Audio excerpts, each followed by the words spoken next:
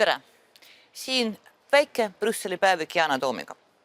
Täna on neljapäev, 28. november ja siin Strasbourgis on lõppemas parasjagu selle aasta kõige olulisem Euroopa Parlamendi plenaaristung. Miks kõige olulisem? Sest eile siin parlamendis me kinnitasime uue Euroopa Komisjoni koosseisu, kus hakkab teenima ka Eesti endine peaminister Kaja Kallas.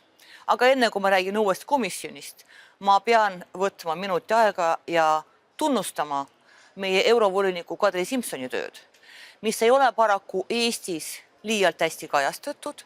Olgem ausad, ega Eesti meedia pole selle vastu suurt huvi tundnud ja ka Kadril endal polnud aega või tahtmist tegeleda sellist laadi PR-iga nagu mina siin praegu, kes ma tulen peale istungit siia Euroopa Parlamendi pressinurka ja räägin oma tegevustes. See vajab aega, mida Euroopa Komisjoni volinikul tavaliselt väga ei ole. Nii et see on see üks põhjus ja teine põhjus on muidugi see, et Ursula von der Leyen, kes on Euroopa Komisjoni president juba nüüd teist korda, ta on seda tüüpi liider, kes sõnades võib-olla tunnustab oma meeskonda, aga tegudes mitte väga. Ja tema pole kunagi oma meeskonna liikmed ehk eurovolinikke esile tõstnud. Kadri Simson kahtlemata seda vääriks ja mul on väga kahju, et Eesti üldsus ei oska võib-olla veel päris hästi hinnata hiigeltööd, mida ta on teinud energiavolinikuna. Aga siin ma panen sellel teemal punkti ja ma loodan, et Kadri ise räägib sellest kunagi pikemalt, kas meedias või raamatus või kuidagi veel. Aga nüüd lähme selle juurde, mis juhtus siin eile selles saalis, mis on minu selja taga. Euroopa Parlament kinnitas ametisse uue komisjoni koosseisu, kus hakkab teenima 27 eurovolinikku, 26 liikmesriikidest ja üks siis sakslane Ursula von der Leyen komisjoni president. Väga napi enamusega, matemaatiliselt oli enamus ainult 10 häält, mis on väga vähe. Aga mis on väga naljakas seejuures on see, et tegelikult enamus oli 6 häält või siis see häälte võit oli 6, sest 4 tänast või eilset Euroopa Parlamendi liiget, kes täna on juba ka volinikud, kes olid eile voliniku kandidaadid, hääletasid ise enda poolt, mis on mõeldamatu näiteks Eestis. See on selge huvide konflikt, inimene peaks sellisel juhul ennast hääletusest taandama, aga reeglid lubavad ja nemad vajutasid rohelist.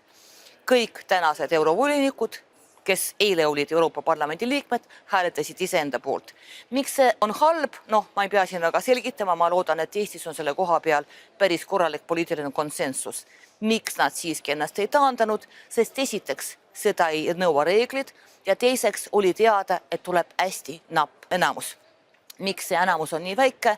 Sest ausalt öeldes me kõik teame juba 5 aastat, et Ursula von der Leyen on väga hea kõnede pidaja. Ta on hästi veenev, ta valdab keeli, ta on karismaatiline, ta jätab võimsa liidri muljet. Aga tema tegudest seda väga välja ei paista, olgem ausad. Ja parlament on natuke skeptiline selles osas, kuidas me hakkame liikuma edasi. Esimene põhjus on see, et uue Euroopa Komisjoni struktuur ei võta absoluutselt arvesse Euroopa Parlamendi struktuuri. Ma toon näide. Mul on 4 komisjoni, üks nendest on minu peamine komisjon, minu peamine huvi on seal, on sotsiaal- ja tööhõive komisjon.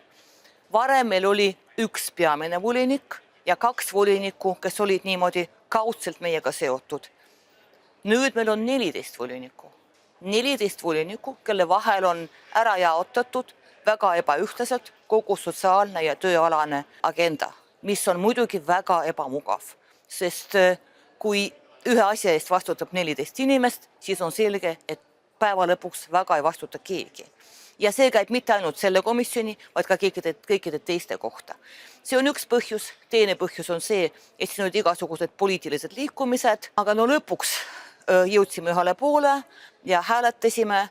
Küsitakse, kuidas hääletasin mina. Eesti saadikutest 5 või 6, hääletasid komisjoni poolt ja üks Jaak Madisson, minu uus erakonnakaaslane, hääletas vastu.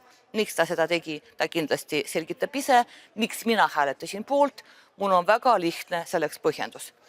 Ma ei ole väga õnnelik sellega, milliseks see komisjoni koosseis kujunes, aga ma tean, kellega ma pean tegema tööd edaspidi. Ma tean, et minu peamine tööülesanne järgnevateks aastateks on just sotsiaalne agenda. Ma tean, et meil on vaja õigust olla mitte kättesaadav, meil on vaja miinimumpalga direktiivi implementeerimist, mitte näilist, nagu teestab seda Eesti valitsust, vaid normaalselt. Meil on vaja tugevdada ametiühinguid, meil on vaja töötada selle kallal, et oleks vastu võetud lõppude lõpuks ka Euroopa miinimumsissetuleku direktiiv, sest olgem ausad, Eesti miinimumsissetulek või siis toimetulek on naeruväärne, see on alla vaesuspiiri. Meil on väga palju asju teha ja meil ei ole aega raisata.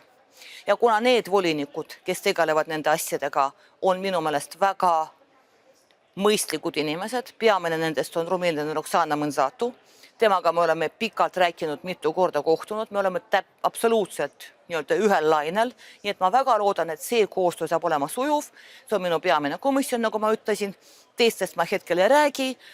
Nii et nüüd on aeg minna tegema tööd ja ma arvan, et järgmisest nädalast me juba alustame ja esimene seadusandlik direktiiv, millega me hakkame tegelema, ongi direktiiv selle kohta, et igal töötajal on õigus olla mitte kättesaadav. Pandeemia ajal siin toimus selline väga suur nihe, siis kui meid kõik saadeti kodukontoritesse tööle ja sellest ajast saadik paljudele tööandjatele jäi nagu külge see arusaam, et tööandja peabki olema kättesaadav 24/7, et võib iga kell talle kirjutada või saata talle sõnumeid ja eeldada, et inimene nendele ka reageerib. See ei pea niimoodi olema. Ja seda tuleb reguleerida Euroopa Liidu tasandil direktiiviga, nagu ka seda, mida tähendab kodukontoris töötamine ja millised kohustused see toob endaga kaasa tööandjale. Et tööandja ei saaks lihtsalt öelda inimestele, teate, ma siin hoian kontorikuludest kokku ja teie töötate kodus oma köögis. See ei pea niimoodi olema. Kui ma saadan inimesed tööandjana koju, siis ma pean kandma hoolt ka selle eest, et neil oleks vastav varustus kodus, et internetiside, telefoniside oleks minu kui tööandja poolt kinni makstud ja nii edasi ja nii edasi. Nii et see on esimene pähkel, mida me nüüd hakkame siin praegu purema, aga pikemalt räägin sellest juba järgmine nädal. Ilusat nädalavahetust teile!